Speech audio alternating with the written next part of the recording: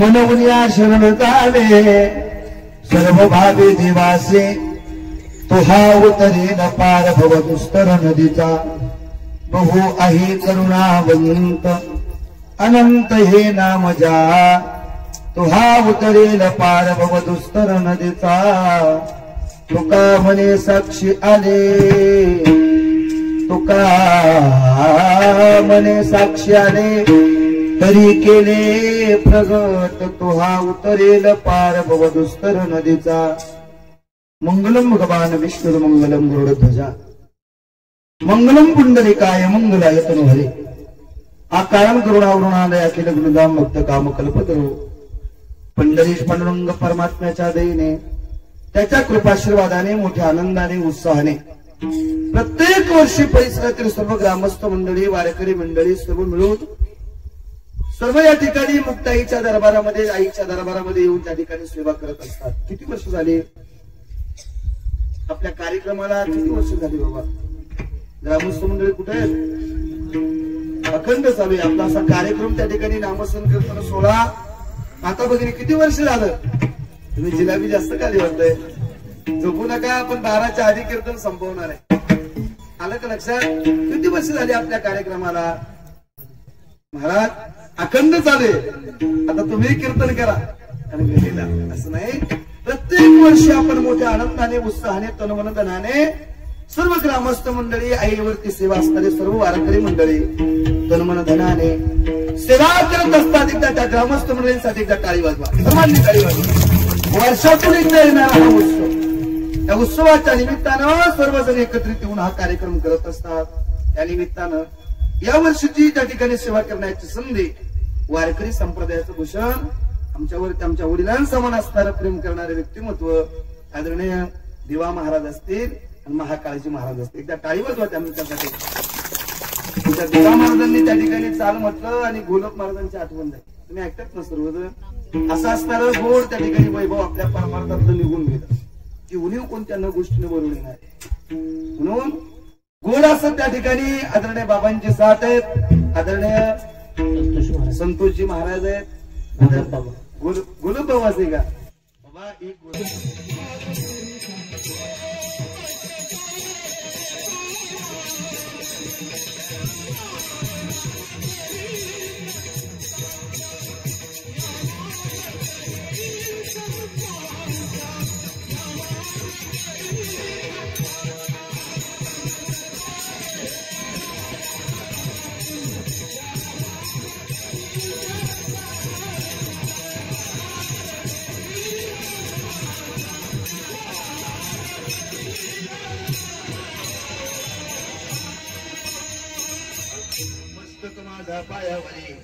या वारकरी संतांच्या खूप गोड असं नियोजन आहे. या कार्यक्रमाच्या निमित्तानं सुंदर अशी साऊंड सिस्टीम ज्यांचे त्या दादांसाठी एकदा जोरदार टाळी वाजवा. गोडरीच्या माझ्यापर्यंत तुमचा आवाज त्या ठिकाणी येतोय. तुमच्या महाकाळ महाराजांचा थोडा कुंपणाचा आवाज निश्चित करा. त्या ठिकाणी खूप गोड असं त्यांची साऊंड सिस्टीम आहे, सुंदर असं नियोजन आहे. या ग्रामस्थ मंडळीला द्यावी तेवढे धन्यवाद थोडेच आहे. आणि या एक दिवशी कीर्तन महोत्सवाच्या निमित्तानं मध्ये आपण त्या ठिकाणी सेवा करायची, पण सर्वांनी कुणी न झोपता सेवा करायची बरं का? कुणी झोपायचं नाही. आणि शेजारचा झोपला तर त्याला शेजारच्या माणसाने झोपून द्यायचं नाही. ही शेजारच्या माणसाकडे जबाबदारी आहे. नाही का? 9 ते 11 कीर्तन म्हटलं का डुकल्या येतच असतात. डुकल्या इथे येऊ द्यायच्या नाही. सर्वांना माझी विनंती आहे. अभंग जगद्गुरु तुकोबारायांचं निवडले. अभंग कुणाचा आहे? जगद्गुरु तुकोबारायांचा. या अभंगातून जगद्गुरु तुकोबाराय देवाला शरण जाण्याकरिता शुद्ध भावनेने देवाच्या दरबारामध्ये जायला मनुष्य देव मिळालाय. काय करा? मनमुनिया शरण जावे. काय करा? त्या देवाला सत्तेने आणि शुद्ध अंतःकरणाने शरण जा. काय होईल महाराज? तो या म्हणून या शरण जावे सर्व भावे देवाची. भावनेने जर देवाला शरण गेला तर काय होईल? तो हा उतरील पार भव दुस्तर नदीचा. जन्म आणि मृत्यू यामधलं जे अंतर म्हणजे संसार, म्हणजे या ठिकाणी तुम्ही आम्ही जगतोय ते जीवन, ते पैलतीराला जावं असं वाटत असेल तर देवाला शरण जा. महाराज आम्ही देवाला शरण जाऊ, पण देव आमच्यावर कृपा करेल का? कृपा करील का असं म्हटल्याबरोबर तुकोबारायांचं उत्तर असे, करुणावंत आहे देव. कसाही करुणावंत? बहु आहे करुणावंत. तो करुणावंत आहे अनंत हे नाम जा तुहा उतरील पार भव दुस्तर नदीचा. आणि जगद्गुरु तू कोपऱ्या नाही काही प्रश्न विचारला. तो कोपाराया आमच्यावर देव कृपा करील का? आम्ही शुद्ध अंतकरणाने मग आई मुक्ताईच्या दरबारामध्ये जाऊ, त्यांची सेवा करू. देव आमच्यावर कृपा करील का? मुक्ताई आमच्यावर प्रसन्न होईल का? तर जगद्गुरु तो कोपऱ्या सांगतात, मी साक्षी देऊन सांगतो. काय करतो? तुका म्हणे साक्षी आले तरी केले प्रगट. अरे बाबा मला देवाने त्या ठिकाणी अनुग्रह दिला, ते जगासमोर प्रगट करून सांगतोय. ऐका ना, तो हा उतरील पार भव दुस्तर नदीचा. कोणी जीवनामध्ये आल्याच्या नंतर कोणतरी कुणाला तरी शरण जात असतं. ऐका ना, संसारिकाला शरण जाण्यापेक्षा, दुसऱ्या एखाद्या माणसाला शरण जाण्यापेक्षा आपण आई मुक्ताईच्या दरबारामध्ये जा आणि त्या देवाला शरण जा. पण जात असताना शुद्ध अंतकरणाने शरण जा. काय करेल तो देव? जन्म आणि मृत्यू यामधलं अंतर म्हणजे जीवन आहे. प्रत्येकाला वाटत असेल आपला शेवट गोड व्हावा, शेवट जर गोड व्हावा असं वाटत असेल तर त्या देवाला शरण जावं. करील का देव आमच्यावर कृपा? का करू शकत नाही? आई मुक्ताईवर जर शुद्ध अंतकरणाने सेवा असेल आणि त्यांच्या दरबारामध्ये आपण जर शुद्ध अंतकरणाने जात असू ना, देव का शकतो त्या ठिकाणी आपली सेवा करू शकत नाही. मायबाप त्याच्याकरिता तो त्या ठिकाणी उभा आहे. महाराज सांगतात ना, देव उभा मागे पुढे,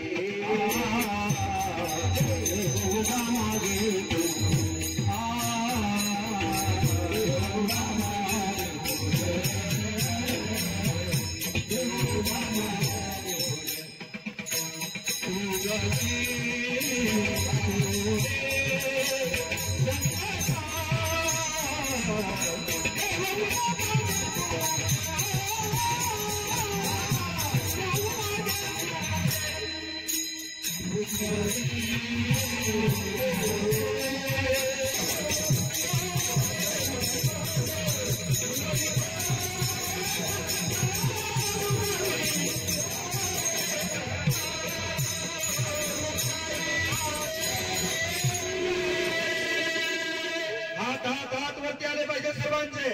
आवाज करा जय गो सर्वांनी.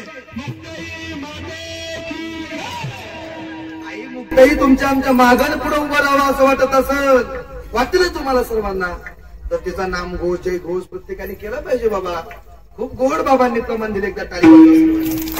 देव उभा मागे पुढे, देव उभा मागे पुढे, निवरी कोडे संकट किंवा उगवी कोडे संकट. ऐका ना, महाराजांनी कितीतरी उदाहरणं त्याच्याकरिता दिलीत. मागे पुढे उभा राहे संभाळीत आलिया आघात निवाराया. निर्वाणी गोविंद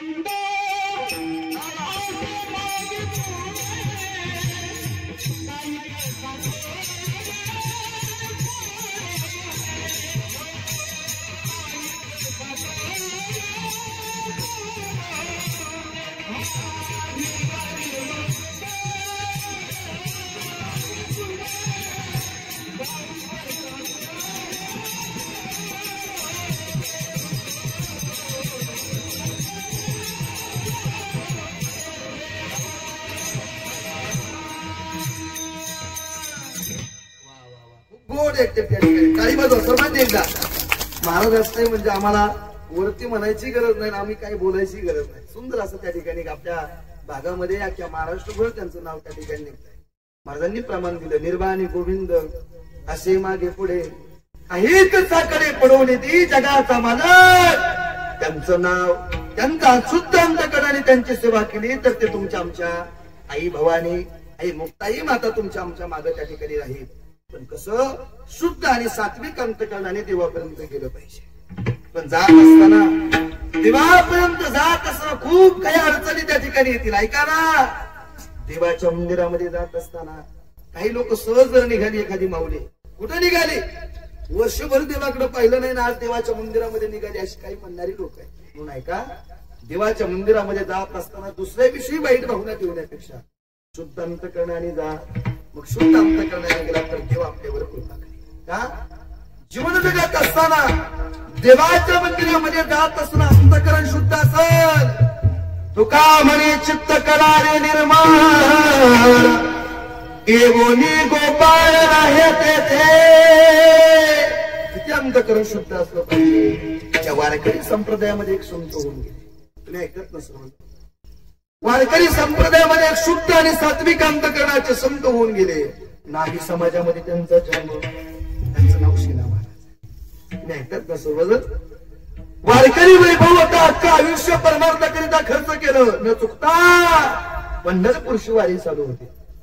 प्रत्येक 15 दिवसाच्या एकादशीला, महिन्याच्या एकादशीला पंढरपूरला हजर असायचे. माझ्या वडिलाचे मेरा सिगा देवा, तुझी चरण सेवा पांडुरंगा, न चुकता पंढरपूरची वारी केली. ऐका ना, किती शुद्ध अंतःकरणाने परमार्थ पाहिजे, किती शुद्ध अंतःकरणाने देवाच्या मंदिरात गेलं पाहिजे. न चुकता पंढरपूरची वारी करणारे सेना महाराज. पण एक दिवशीचा प्रसंग असा, राहुळामध्ये गेले, स्नान संध्या आटोपले, देवाच्या दर्शनाकरिता लागले.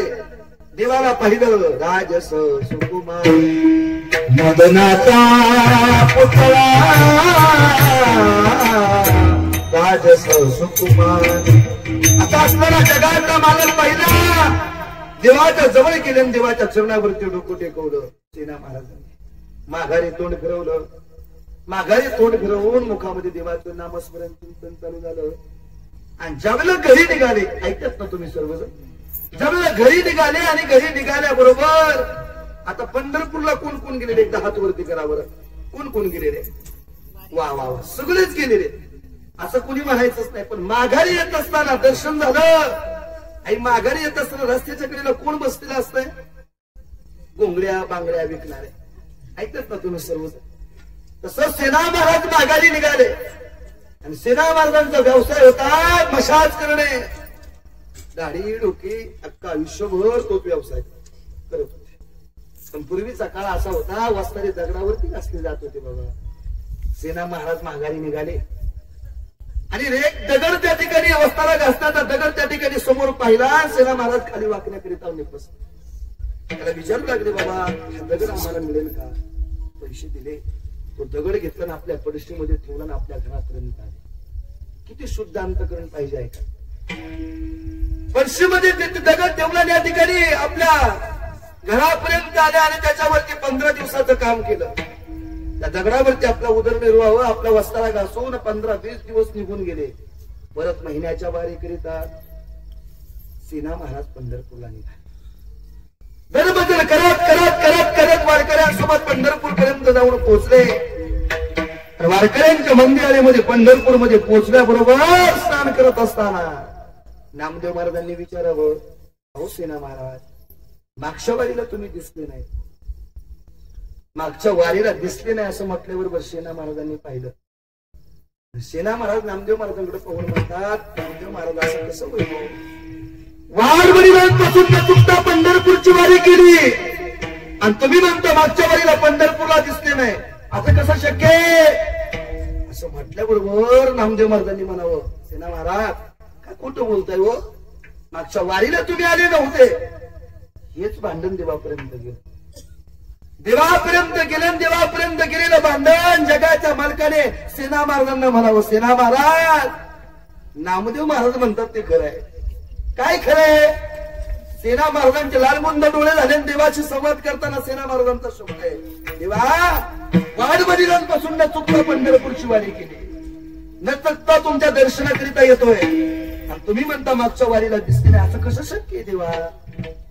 असं ज्यावेळेला म्हटले ना, जगाच्या मालकाचं प्रत्युत्तर होतं, सेना महाराज तुम्ही मागच्या वारीला पंढरपूरला आले होते. ऐकतात का तुम्ही सर्वजण? सेना महाराज तुम्ही मागच्या वारीला पंढरपूरला आले होते, पण पंढरपूरला नव्हते आले.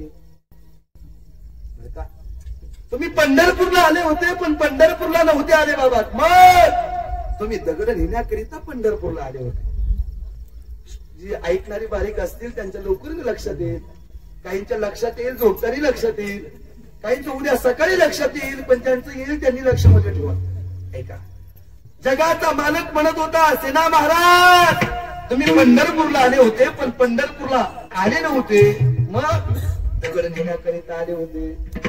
दगड नेण्याकरिता आले म्हटल्याबरोबर सेना महाराजांचे डोळे उघडले. मनामध्ये विचार केला, अरे एका दगडामुळे जर माझी वारी सफल होत नसेल तर तो दगड परत या ठिकाणी पाण्यामध्ये आणून टाकला पाहिजे. देवाचं दर्शन घेतलं, खाली मान घालून घराकडे पावलं निघाले. सेना महाराज आपल्या घरापर्यंत येऊन पोचले. तो असताना दगड आपल्या पर्शीमध्ये ठेवला आणि पुढच्या वेळेला जेव्हा निघाले तेव्हा ते दगड घेऊन जेव्हा निघाले ना, पाण्यामध्ये टाकून दिला, स्नान केलं आणि देवाच्या समोर गेला. देवाच्या समोर गेल्याबरोबर हात जोडले देवाला प्रश्न केला, देवा झाली का आता वारी सफर?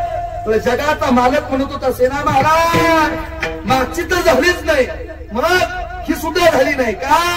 मागची दगड घेऊन जाण्यात वजाबाकी आणि ही दगड आणून टाकण्यात वजाबाकी. अरे एका दगडाने जर वारी सफल होत नसेल, अशी किती हरकते आपण देवाच्या मंदिरात घातले. दुसऱ्या विषयी मनामध्ये वाईट भावना ठेवली.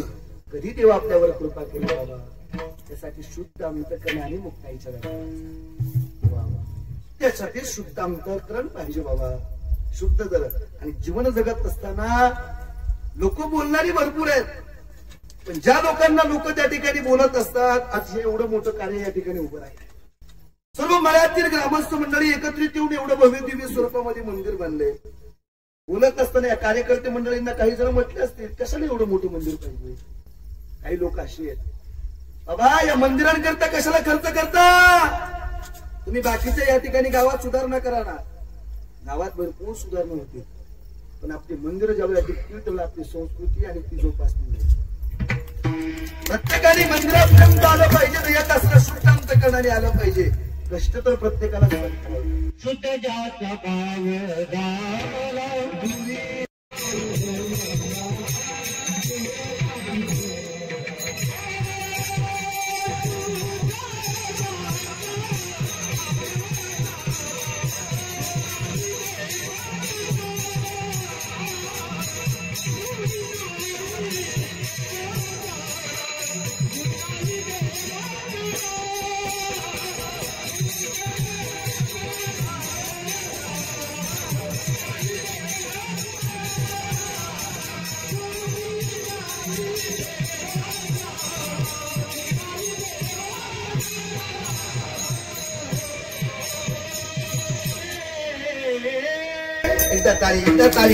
ताळी विसरू नका सर्वांनी. खूप गोड बाबांनी प्रमाण दिलं. शुद्ध द्याचा भाव झाला. याच अर्थाचा जगद्गुरु तुकोबाराचं दुसरं प्रमाण सांगतो तुम्हाला, सिद्धांत पटवून सांगतो. तो का म्हणे मुख्य पाहिजे हा भाव, भावापाशी देव शीघ्र भाव. शुद्ध आणि सात्विक अंतःकरणाचा भाव असेल, किती शुद्ध भाव. मी पुनरावृत्ती करेन, 1 मिनिटामध्ये सांगून जाईल बाबा बरं का. तेव्हा महाराज तुम्ही जर कधी सातारला गेला, त्या ठिकाणी कर्मवीर भाऊराव पाटील नावाची एक व्यक्ती होऊन गेली. 2 मिनिटांमध्ये मी त्या ठिकाणी बरं का साहेब. त्या कर्मवीर भाऊराव पाटलांनी साताऱ्यामध्ये शाळा चालू केली. त्या शाळेला छत्रपती शिवाजी महाराज नाव दिलं. काय नाव दिलं? छत्रपती शिवाजी महाराज. पण ती आता रयत शिक्षण संस्था म्हणून अख्ख्या महाराष्ट्रभर प्रचलित आहे. पण त्या संस्थेची सुरुवात करत असताना गोरगरिबाची मुलं शिक्षणाकरिता त्या ठिकाणी आपल्या जवळ आहेत. मग स्वतःच्या पत्नीचं मंगळसूत्र गहाण ठेवलं आणि गोरगरीब मुलाची दिवाळी साजरी केली. ते कर्मवीर भाऊराव पाटील. ऐका ना, तेवढ्यावरती थांबलं नाही का? व्यापाऱ्याने त्यांना पत्र लिहिण्यास सांगितलं, पाटील लोकांसमोर कशाला हात पसरता हो? लोकांसमोर हात पसरून तुम्हाला कोण किती देईल? माझ्याकडे या, तुम्हाला पैशा स्वरूपात मी मदत देतो. पत्रामध्ये असं वर्णन केलं. तेच पत्र त्या ठिकाणी कर्मवीर भाऊराव पाटलांच्या हातापर्यंत येऊन पत्र वाचल्या क्षणी त्या ठिकाणी एवढा आनंद. ते पत्र घेऊन ज्यावेळेला कर्मवीर भाऊराव पाटील त्या पाटलापर्यंत पोहोचले ना, घरामध्ये बसले, चहा नाश्ता पाणी झालं. 1 लाखाचा बंडल त्या कर्मवीर भाऊराव पाटलांच्या हातावरती त्या पाटलाने आणून दिला. त्या काळी 1 लाखाचा बंडल हातावरती आणून ठेवल्या क्षणी ठेवलेला बंडल पहिला कर्मवीर भाऊराव पाटील उठले, 2 पावलं पुढे टाकले आणि उंबरठ्यातून बाहेर 1 पाऊल टाकणार. ज्याने पैसे दिले होते तो बोलू लागला, पाटील ज्यांना आई नाही, ज्यांना वडील नाही, अशा मुलांचं तुम्ही संगोपन करता. तुम्हाला अजून पैशा स्वरूपात मदत लागत असेल तरी मी द्यायला तयार आहे. पण शब्द उच्चारला कर्मवीर भाऊराव पाटील जागेवरती जमले. पण शब्द उच्चारल्याबरोबर पाटलांच्या मुखातला शब्द आहे पण काय? त्या क्षणी ज्यांनी 1 लाख रुपयाचं बंडल दिला होता ना, त्यांनी बोलायला सुरुवात केली, पाटील ज्यांना आई नाही, ज्यांना वडील नाही, अशा मुलांचं संगोपन करताना तुम्हाला अजूनही पैशाचं रूपात मदत लागत असेल तरी मी द्यायला तयार आहे, पण शाळेला दिलेलं छत्रपती शिवाजी महाराज नाव काढायचं आणि त्या ठिकाणी माझं नाव टाकायचं असा शब्द कर्मवीर हवापात्रांनी ऐकल्या क्षणी पुढलं टाकलेला पाऊल माघारी घेतला, माघारी तोंड फिरवलं, 1 लाखाचा बंडल त्याच्या तोंडावर ब्रेकून मारला आणि त्याला प्रत्युत्तर केलं, वेळ आली तर मी माझ्या बापाचं नाव बदलील पण शाळेला दिलेलं छत्रपती शिवाजी नाव बदललं. एक निश्चित शुद्ध अंतकरण पाहिजे. मोठं होण्याकरिता देवापर्यंत जाण्याकरिता एवढं शुद्ध अंतकरण पाहिजे. एकाच झाडाची फुलं आहे, एकाच झाडाची फुलं आहे, पण तो फुलं तोडणारा दादा सर्व फुलं तोडून घेत असतो, पण काही फुलांचा हार बनवतो आणि काही फुलांचा हार बनवून तो देवाच्या आई मुक्ताईच्या गळ्यामध्ये तो घातला जातो. तुम्ही ऐकतात ना सर्व? आई मुक्ताईच्या गळ्यामध्ये तो हार घातला जातो, पण त्या झाडाची काही फुलं पायरीवरती त्या ठिकाणी वाहिली जातात आणि त्या पायरीवरची फुलं त्या गळ्यातल्या फुलांना विचारत असतात काय, एकाच झाडाला आपण त्या ठिकाणी आलो, एकाच शेतकऱ्याने आपल्याला पाणी दिलं, एकाच शेतकऱ्याने आपल्याला तोडलं, पण तुम्ही देवाच्या मंदिरात देवाच्या गळ्यामध्ये आणि आम्ही देवाच्या पायरीवर, असा तुझा भाऊ का झाला, का झाला म्हटल्या बरोबर गळ्यातल्या फुलांनी उत्तर दिलं, बाबा गळ्यामध्ये येण्याकरिता आम्हाला टोचून घ्यावं लागतं, काय करावं लागतं, यातना सहन करावं लागतं बाबा तिथपर्यंत येण्याकरिता. तसंच माऊली ज्ञानोबा यांनी दिलेला दुसरा पुरावा, एकाच खाणीमधून निघालेले दगड आहे, एकाच खाणीतून निघालेला दगड, तो दादा दगडावरती 2 गाव घालतो, 2 साईडला 2 तुकडे पडतात आणि तोच दादा मूर्ती घडवत असताना, सुंदर अशी मूर्ती त्या ठिकाणी दोन्ही दगडांची घडवत असताना एका दगडाची सुंदर मूर्ती होते, पण अर्ध्यावरती आलेली मूर्ती दुसऱ्या दगडाची त्या ठिकाणी अर्ध्यातून कट दगड होतो, अर्ध्यातून कट झालेला दगड तो मंदिराकरिता पायरीकरिता वापरला जातो आणि ज्याची मूर्ती झाली ती आतमध्ये देवामध्ये त्या ठिकाणी मंदिरामध्ये ठेवली, एकाच दगडाची, पण ते त्या ठिकाणी मंदिरामध्ये एका दगडाचे, पण एका दगडावरती लोक पाय देतात आणि दुसऱ्या दगडावरती त्या ठिकाणी आपलं मस्तक टेकवतात. का? जीवन जगत असताना तेवढ्या यातना सहन करावं लागतं. हा महाराजांचं प्रमाण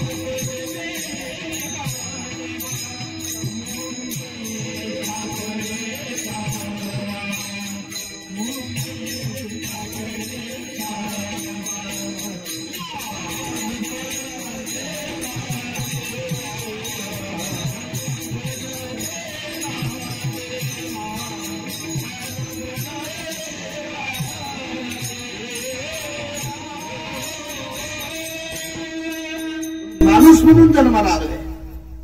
एक ना एक दिवस जाणं निश्चित आहे. पण जात असताना मोठं व्हायचं असेल तर त्याला यातना सहन करावं लागतं. देवापर्यंत जावं लागत असेल तर त्या ठिकाणी यातना सहन करावं लागतात. बाबा संत महात्म्यांना लोकांनी त्रास दिला. तुम्ही ऐकतात ना सर्व. संत महात्म्यांना लोकांनी त्रास दिला. मग तुम्ही आम्ही कोण आहे. पण ज्या मार्गाने संत महात्मे गेले त्याच मार्गाने तुम्ही आम्ही जायचे लक्षात राहू द्या. मार्ग जाऊने गेले आहे दया आणि दे संत दे.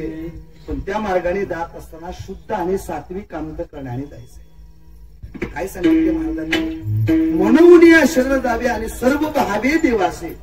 देवाला शरण जायचंय पण भावनेने देवाला शरण जायचे. भाव खूप महत्वाचा आहे. एका शुद्ध अंतकरणाने भाव नसल आणि प्रत्येक महिन्याची पंढरपूरची वारी करत असताना आळंदीला जात असताना आई मुक्ताईच्या दरबारामध्ये येत असतात आणि भाव नसल तर त्याला काही उपयोग होणार नाही.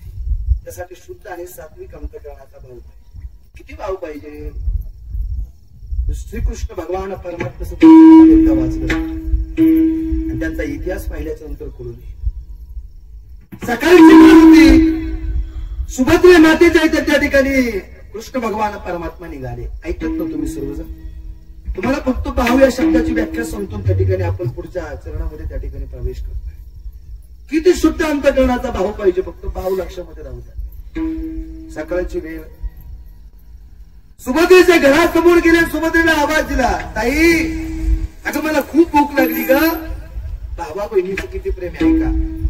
बाबांनी विचारावं ताई मला खूप भूक लागली काहीतरी खाण्याकरिता देते का. सकाळची वेळ होती. सुभद्रेच्या तोंडातून शब्द निघाला. दादा मी आत्ताच उठलेले आणि आत्ताच उठून त्या ठिकाणी अजून मला दात घासायचे. मला अजून त्या ठिकाणी स्नान करायचंय मग भोजन करायचंय मग नाश्ता करून तुला द्यायचंय. ऐक ना. फक्त भाव देवाला पाहिजे होता. देवाने सांगायला सुरुवात केली. सुभद्रे अगं एवढा वेळ मी कसं थांबू ग. मला खूप भूक लागलेली काहीतरी कर ना. सुभद्रा मातेच्या मुखातून शब्द गेला. किचन वरती फळं ठेवलेली आहेत. ते फळं घ्या आणि स्वतः कापून त्या ठिकाणी खा. देवाला खायची नव्हती बाबा. फक्त भाव तुमच्या समोर सांगता. हातामध्ये फळ कापण्याकरिता घेतलं. फळ कापत असताना स्वतःचं बोट कापलं. मुखातून शब्द गेला. सुभद्रे अगं सुभद्रा माझं बोट कापलंय का. ऐक ना. त्याला बांधण्याकरिता काहीतरी शिंदी घेऊन ये ना ग. शिंदी घेऊन ये म्हटल्याबरोबर सुभद्रेने कानावरती शब्द ऐकला. देवाची बहीण आहे ती. तिला साड्या किती असतील. आपल्याच बायकांना एवढ्या साड्या आहेत. पुरुष वर्ग तुम्हाला ठेवण्याकरिता एकच कप्पा असेल कपडे. अख्खा कपाट त्या माता भगिनींच्या साड्याने भरलेलं आहे. इथल्या माता भगिनींचं नाही सांगत बरं काय. इथं 2-2 साड्या आहेत. कारण आम्हाला परत मागं जायचंय ना. परत काही माता भगिनी म्हणतील कोणी बोबू आणला होता काय तुम्हाला बोलू नाही होत ना. मी फक्त त्या ठिकाणी चांगल्या पावलावरती चालणार आहे. तुम्हाला गाणी ऐकण्याची सवय जर असेल. मी स्पष्ट बोलणारा माणूस आहे. तुम्हाला जर गाणी ऐकण्याची सवय असेल तर ते गाणी माझ्याकडून मिळणार नाही. गाणी ऐकण्याकरिता तुम्ही गेली कित्येक वर्ष झाला हा कार्यक्रम करताय का. गाणी ऐकण्याकरिता करताय का. आणि गाणी ऐकण्याकरिता करत असाल तर तमाशा ठेवण्यापेक्षा काय वावगंय. कीर्तनातून जर तुम्ही गाणी ऐकत असाल आणि कीर्तनातून जर तुम्हाला त्या ठिकाणी वाटत असेल आपलं मनोरंजन व्हावं त्याकरिता प्रत्येकाच्या घरात 2-2 लाखाचे टीव्ही आणि 1-1 लाखाचे मोबाईल प्रत्येकाच्या. कीर्तनातून जर तुम्हाला ऐका वाटत असेल गाणी. मी चांगला महाराज आहे. या परिसरात मी चांगला फिरलेला आहे. मला लोकांचं माहिती नक्की कोणाचं काय. पण तुम्ही जर गाणी ऐकण्याकरिता कार्यक्रम करत असाल आणि कीर्तन ठेवत असाल तर त्याचं पुण्य किती जन्म तरी केलं तरी त्याचं पुण्य मिळणार. मी शुद्ध आणि सात्विक सांगणारा महाराज. तुम्हाला किती घ्यायचं हे तुमच्या अंतकरणाने घ्या आणि किती सोड. मला परत या ठिकाणी बोलवा नका बोलू याच्याशी माझं दुमत नाही. ज्याकरिता आपला कार्यक्रम आहे. ज्याकरिता आपला अट्टहास आहे आणि ज्याकरिता लाखो रुपये खर्च करून हा धर्ममंडप आहे ना हेच ऐकण्याकरिता इथं बस.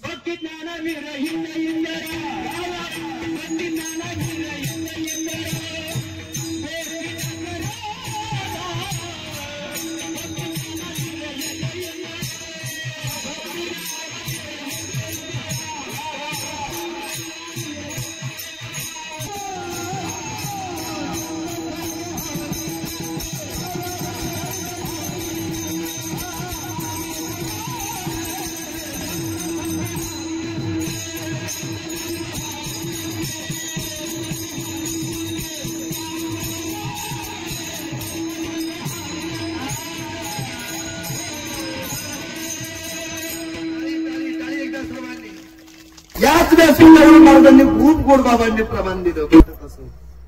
तर हे एकच व्यासपीठ राहिले असं तुम्ही ऐकतात नसतो माझं कीर्तन हे एकच व्यासपीठ राहिले असं का इथं त्या ठिकाणी शास्त्राच्या धर्माच्या गोष्टी सांगितल्या जातात. पण काही लोक इथं येऊनही गाणी म्हणायला लागले. अख्खा वारकरी संप्रदायाचा नाचवला बाबा त्यांनी. अशा लोकांना किती वर्ष कार्यक्रम केला. एकच वाक्य सांगतो मी माझ्या मुद्द्याकडे तो लक्षात असू द्या. किती वर्ष कार्यक्रम केला त्याच्यापेक्षा तो कसा केला याला खूप मोठी किंमत आहे. आणि माणूस किती दिवस जगला याच्यापेक्षा तो कसा जगला याला खूप मोठी किंमत आहे. किती कोटीचा बंगला बांधला त्यापेक्षा त्या बंगल्यात समाधान किती आहे हे तेवढंच महत्वाचं आहे. म्हणून शुद्ध आणि सात्विक अंतकरणाने दरबारात या आणि चांगला दर्जेदार कार्यक्रम ठेवू.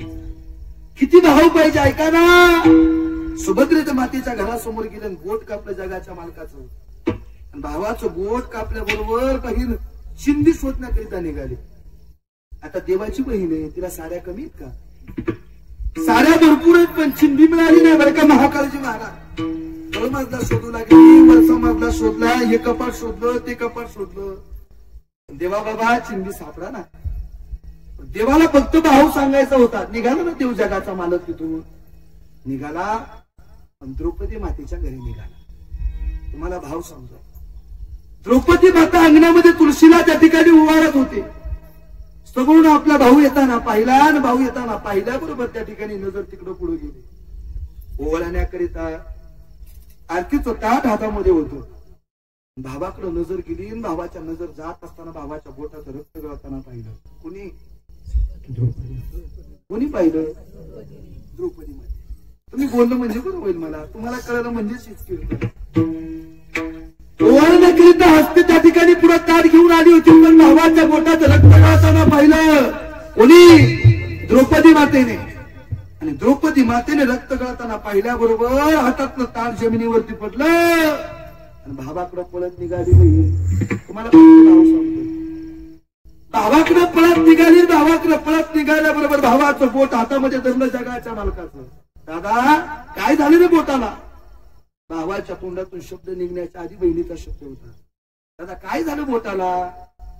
काय झालं म्हणेपर्यंत त्याच द्रौपदी मातेच्या डोक्यावरती असणारा पदर त्या द्रौपदी मातेने बाहेर खाली घेतला आणि पदराचा त्या ठिकाणी एक कोपरा फाडत असताना त्या ठिकाणी जगाच्या मालकाचा प्रश्न आहे. द्रौपदी जोपर्यंत आपला पती जोपर्यंत आपलं कुंकू जोपर्यंत आपल्या कपाळावरती कुंकून जोपर्यंत आपला पती जिवंत आहे ना तोपर्यंत पदरातून साडी फाडत जाऊ नये बाई.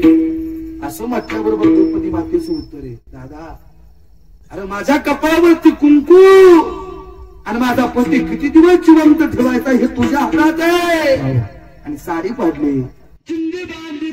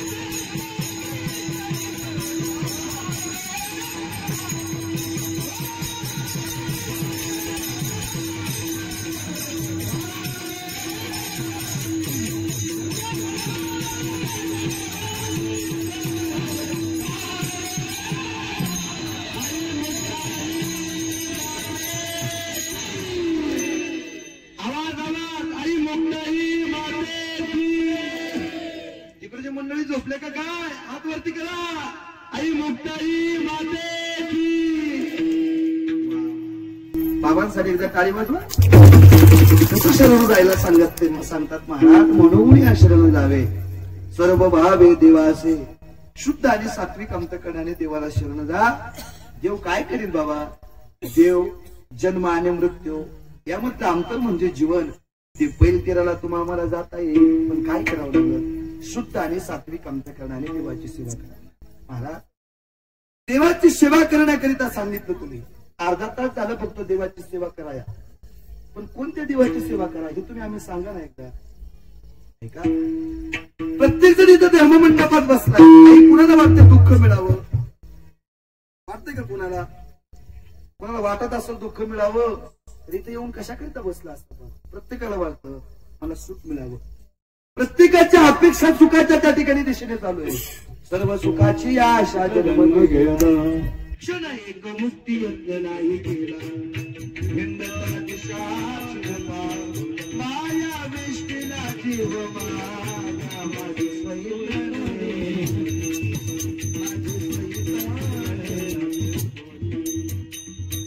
प्रत्येकाला वाटतं मला सुख मिळावं.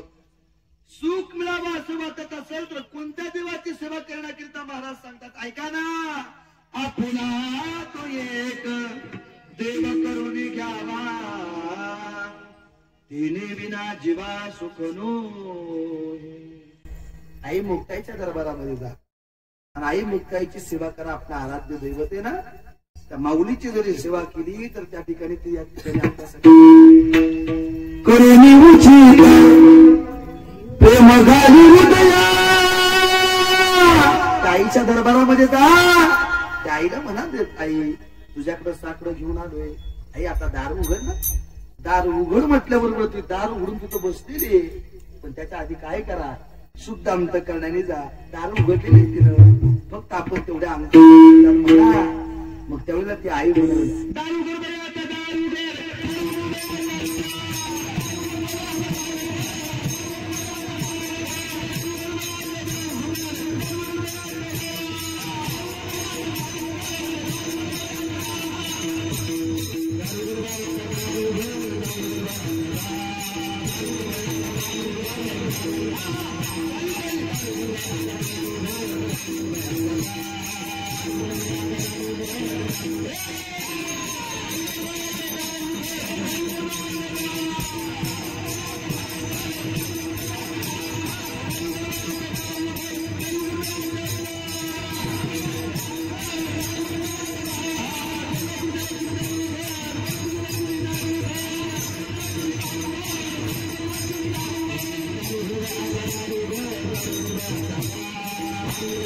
माणसाच्या अंगात आलं की दाल म्हणून तिथं उघडलं. तुम्ही शुद्ध अंतकरणाने तिच्या प्रेमात आईनं प्रत्येकाचा उद्धार केला बाबा. या जगाच्या पाठीवर त्या आईची एवढी श्रद्धा आहे. एवढं शुद्ध आणि सात्विक अंतकरणाचं प्रेम आहे ना. ज्या मातीत तुम्ही आम्ही बसता छत्रपती शिवाजी राजांच्या, त्या राजांना त्या माऊलीने टाळलं. त्या आईच्या दरबारामध्ये त्या ठिकाणी छत्रपती शिवाजी महाराज आणि आईला सांगितलं आई दार उघड बाय. दार उघड. दार उघड बाय. दार उघड म्हटल्याबरोबर त्या माऊलीनं दार उघडलं. आणि एक या रयतेसाठी असा एक हिरा या महाराष्ट्राच्या मातीत शोधला. त्या मातीचं नाव आहे, त्या हिऱ्याचं नाव आहे छत्रपती शिवाजी महाराज. त्याच्या मागे जर आशीर्वाद पाहिजे तर आमच्या आई जगदंबेच आहे. म्हणून हा महाराष्ट्र उभा राहिला. म्हणून छत्रपती शिवाजी महाराजांना थोर असं म्हटलं जातं. ऐका ना. धन्य धन्य शिवाजी सुने.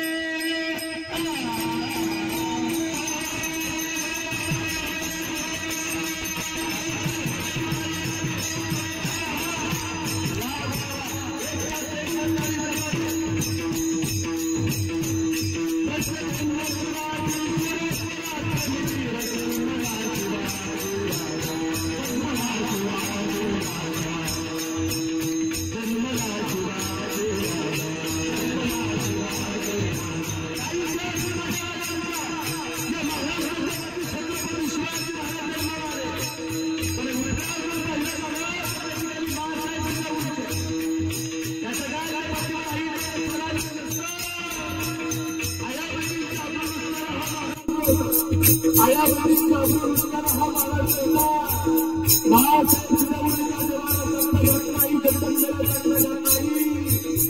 त्या महाराष्ट्रामध्ये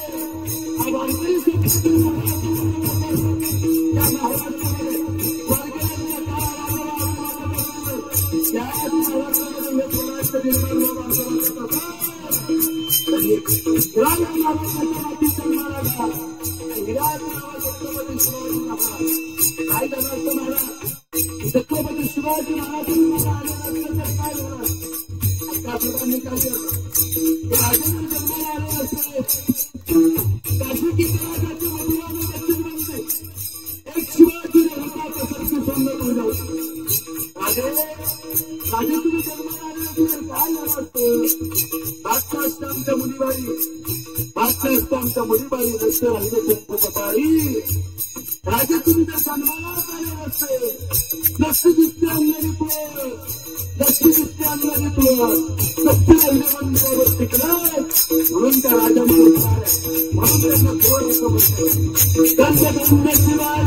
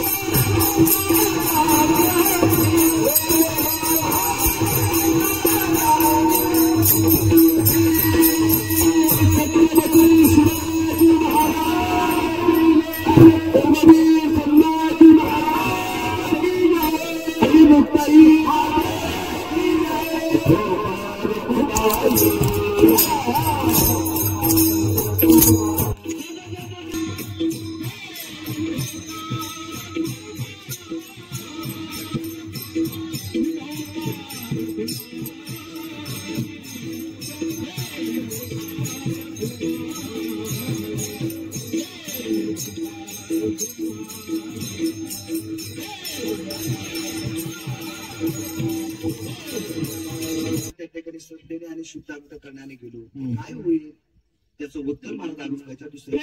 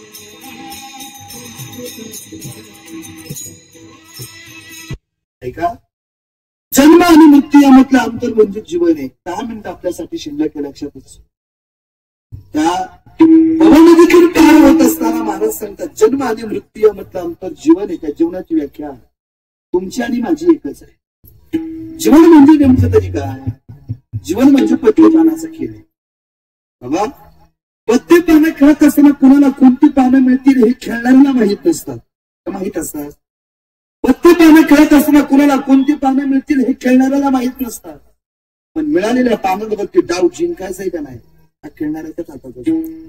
असं तुमचं आणि माझं आयुष्य. कोणाला किती दिवस या ठिकाणी राहावं लागलं आणि कधी जावं लागेल हे माहित नाही, पण मिळालेल्या आयुष्यामध्ये आई मुक्ताईच्या दरबारापर्यंत जायचं का नाही त्याच्या हातात, नदीत पैत करायला जायचं का नाही त्याच्या हातात. असं कोण सांगेल इथं बसलेला छातीला हात लावून काही एवढ्या दिवस मी जीवन घेऊ कोणी सांगू शकत नाही. म्हणून म्हटलं जातं ऐका ना, मिळाले का शरीर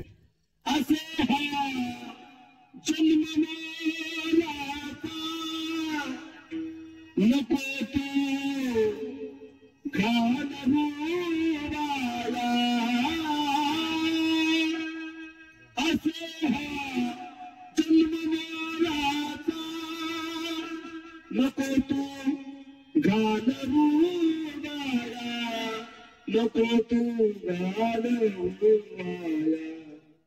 बघू लगे सावरी मूर्ती आता पांडुरंगाची कधी लागे तुला गोडी अभंगाची. मिळाले श्री कोण सांगू शकत बाबा, तुझा ना भरोसा ना माझा भरोसा जग हे कोणाचे सांग भला मानसा असून बापू आणि मी तबाकर नाम हरीचे मुखी गोड साखर सोडून दे धनाचा तू मानसा अरे जग हे कोणाचे सांग भला मानसा. जग कुणाचे बाबा, काय करायचे मुलं शरण घ्यावे यासाठी लक्षात असू द्या, त्या देवाला शरण जा. महाराज देवाला जर शरण गेलो तर देव आमच्यावर कृपा करेल का. महाराज सांगतात बहु तो कसा आहे तो कोणा कृत आहे अनंत नावाने नटलेला आहे. अनंत हे नावाजा हा उतरेला पार दुस्तुर नदीचा तो अनंत नावाने नटलेला आहे. तू कोणता मिठाई किठाई माझे कृष्णाई का नाही रंगा. आपल्या भागात एक वैभव गेलं मी बुडकी म्हणा अक्षय महाराज नाही प्रकाश महाराज पवार त्यांची चाल आहे. आम्ही जेव्हा लहान होतो त्यांची फेमस चाल आहे ये रंगा मिठाई किठाई माझे कृष्णाई कनाई एवढ्या नावाने तो नटलेला आहे. बहु आहे त्याची नाव आहे. आईची नावं किती आहेत मिठाई किठाई माझी कृष्णाई कानाई अशा अनंत नावाने ते नटलेले आहेत. जगद्गुरु तुकोबराय सांगतात मी साक्ष देऊन सांगतो मिठाई किठाई कृष्णाई कानाई माझी मुक्ताई एक नाही एक दिवस तो नामावर कृपा करेल. त्यासाठी काय करा जगद्गुरु तुकोबराय सांगतात शुद्ध अंतःकरणाने शरण जा. मी साक्षी देऊन सांगतो बाबा.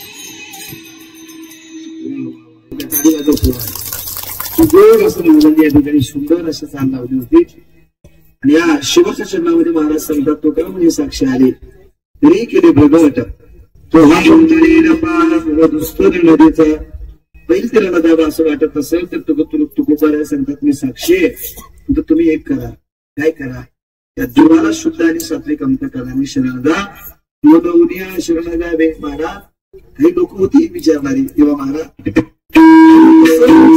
महाराज आम्ही जर तुला नाही शरण केलो तर काय होईल महाराज सांगतात हे जर आता कळालं नाही काय करा काय होईल